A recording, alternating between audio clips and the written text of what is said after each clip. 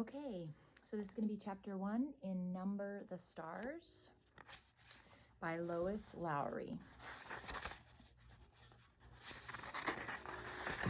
Chapter 1, question 1. Why are you running? I'll race you to the corner, Ellen. Anne-Marie adjusted the thick leather pack on her back so that her school books balanced evenly. Ready? She looked at her best friend. Ellen made a face. No, she said, laughing. You know I can't beat you. My legs aren't as long. Can't we just walk like civilized people? She was a stocky 10-year-old, unlike lanky Anne-Marie. We have to practice for the athletic meet on Friday. I know I'm going to win the girls' race this week. I was second last week, but I've been practicing every day. Come on, Ellen, Anne-Marie pleaded, eyeing the distance to the next corner of the Copenhagen street. Please? Ellen hesitated, then nodded and chipped her own rucksack of books against her shoulders. Oh, all right, she said.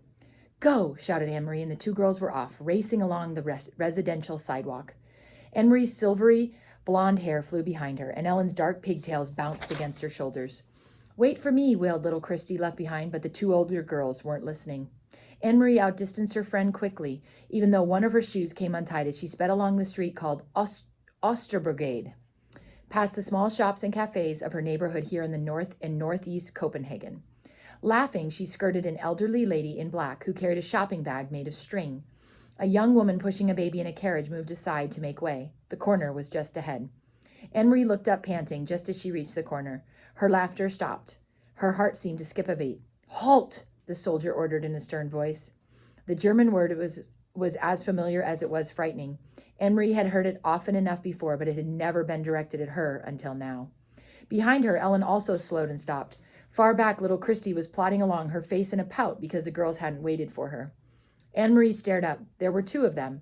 That meant two helmets, two sets of cold eyes glaring at her, and four tall, shiny boots planted firmly on the sidewalk, blocking her path to home.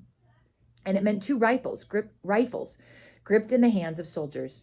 She stared at the rifles first, then finally she looked into the face of the soldier who had ordered her to halt. Why are you running? The hoarse voice asked. His Danish was very poor. 3 years, Anne-Marie thought with contempt. 3 years they've been in our country, and still they can't speak our language.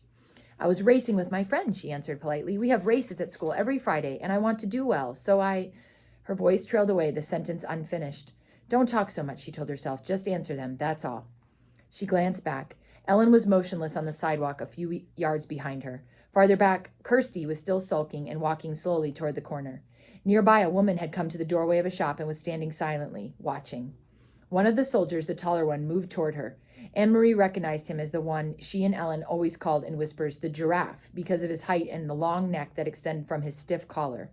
He and his partner were always on the corner. He prodded the corner of her backpack with the stock of his rifle. Anne-Marie trembled. What is in here? He asked loudly. From the corner of her eye, she saw the shopkeeper move quickly back into the shadows of the doorway out of sight. School books, she answered truthfully. Are you a good student? The soldier asked. He seemed to be sneering. Yes. What is your name? Anne-Marie Johansson. Your friend, is she a good student too? He was looking behind her, at Ellen, who hadn't moved. Anne-Marie looked back too and saw that Ellen's face, usually rosy-cheeked, was pale, and her dark eyes were wide. She nodded at the soldier. Better than me, she said. What is her name? Ellen. And who is this? He asked, looking to Anne-Marie's side. Kirsty had appeared there suddenly, scowling at everyone. My little sister. She reached down for Kirsty's hand, but Kirsty, always stubborn, refused it and put her hands on her hips defiantly. A soldier reached down and stroked her little sister's short, tangled curls. Stand still, Kirsty, Anne-Marie ordered silently, praying that somehow the obstinate 5-year-old would receive the message. But Kirsty reached up and pushed the soldier's hand away. Don't, she said loudly. Both soldiers began to laugh. They spoke to each other in rapid German that Anne-Marie couldn't understand. She is pretty, like my own little girl, the tall one said in a more pleasant voice. Anne-Marie tried to smile politely. Go home, all of you. Go study your school books, and don't run. You look like hoodlums when you run. The two soldiers turned away, and quickly Anne-Marie reached down again and grabbed her sister's hand before Kirsty could resist. Hurrying the little girl along, she rounded the corner. In a moment, Ellen was beside her. They walked quickly, not speaking, with Kirsty between them, toward the large apartment building where both families lived. When they were almost home, Ellen whispered suddenly, I was so scared. Me too, Anne-Marie whispered back. As they turned to enter the building, both girls looked straight ahead towards the door. They did it purposefully so that they would not catch the eyes of the attention of two more soldiers who stood with their guns on this corner as well. Kirsty scurried ahead of them through the door, chattering about the pictures she was bringing home from kindergarten to show Mama. For Kirsty, the soldiers were simply part of the landscape, something that had always been there, on every corner, as unimportant as lampposts, throughout her remembered life. Are you still going to tell your mother? Ellen asked Anne-Marie as they trudged up the stairs. I'm not. My mother would be upset. No, I won't either. Mama would probably scold me for running on the street. She said goodbye to Ellen on the second floor where Ellen lived and continued on to the third, practicing in her mind a cheerful greeting for her mother, a smile, a description of today's spelling test in which she had done well. But she was too late. Kirsty had gotten there first. And he poked Anne-Marie's book bag with his gun, and then he grabbed my hair. Kirsty was chattering as she took off her sweater in the center of the apartment living room. But I wasn't scared. Anne-Marie was, and Ellen too, but not me. Mrs. Johansson rose quickly from the chair by the window where she'd been sitting. Mrs. Rosen, Ellen's mother, was there too, in the opposite chair. They'd been having coffee together, as they did many afternoons. Of course, it wasn't really coffee, though the mother still called it that. Having coffee. There had been no real coffee in Copenhagen since the beginning of the Nazi occupation. Not even any real tea. The mother sipped at hot water flavored with herbs. Anne-Marie, what happened? What is Kirsty talking about? Her mother asked anxiously. Where's Ellen? Mrs. Rosen had a frightened look. Ellen's in your apartment. She didn't realize you were here, Anne-Marie explained. Don't worry, it wasn't anything. It was the two soldiers who stand on the corner of Oster Brigade. You've seen them. You know the tall one with the long neck, the one that looks like a silly giraffe. She told her mother and Mrs. Rosen of the incident, trying to make it sound humorous and unimportant, but their uneasy looks didn't change. I slapped his hand and shouted at him, Kirsty announced importantly. No, she didn't, Mama, Anne-Marie reassured her mother. She's exaggerating, as she always does. Mrs. Johansson moved to the window and looked down to the street below. The Copenhagen neighborhood was quiet. It looked the same as always, people coming and going from the shops, children at play, the soldiers on the corner. She spoke in a low voice to Ellen's mother. They must be edgy because of the latest resistance incidents. Did you read in Die Friends Danske about the bombings in Hilderad and Nørrebro? Although she pretended to be absorbed in unpacking her school books, Anne-Marie listened, and she knew that what her mother was referring to. De Free Danske, the Free Danes, was an illegal newspaper. Peter Nielsen brought it to them occasionally, carefully folded and hidden among ordinary books and papers. And Mama always burned it after she and Papa had read it.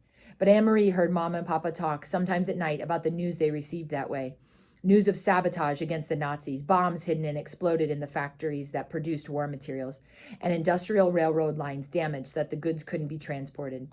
And she knew what resistance meant. Papa had explained when she overheard the word and asked. The resistance fighters were Danish people. No one knew who, because they were very secret, who were determined to bring harm to the Nazis however they could. They damaged the German trucks and cars and bombed their factories. They were very brave, and sometimes they were caught and killed. I must go and speak to Ellen, Mrs. Rosen said, moving toward the door. You girls walk a different route on the way to school tomorrow. Promise me, Anne-Marie, and Ellen will promise too. We will, Mrs. Rosen, but what does it matter? There are German soldiers on every corner. They will remember your faces, Mrs. Rosen said, turning in the doorway to the hall. It is important to be one of the crowd always. Be one of the many. Be sure that they never have reason to remember your face. She disappeared into the hall and closed the door behind her.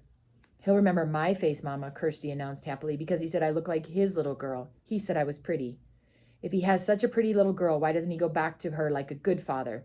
Mrs. Johansson murmured, stroking Kirsty's cheek. Why doesn't he go back to his own country? Mama, is there anything to eat? Anne-Marie asked, hoping to take her mother's mind away from the soldiers. Take some bread and give a piece to your sister. With butter? Kirsty asked hopefully. No butter, her mother replied. You know that. Kirsty sighed as Anne-Marie went to the bread box in the kitchen. I wish I could have a cupcake, she said, a big yellow cupcake with pink frosting. Her mother laughed. For a little girl, you have a long memory, she told Kirsty. There hasn't been any butter or sugar for cupcakes for a long time, a year at least. When will there be cupcakes again? When the war ends, Mrs. Johansson said. She glanced through the window down to the street corner where the soldiers stood, their faces impassive behind their metal helmets. When the soldiers leave.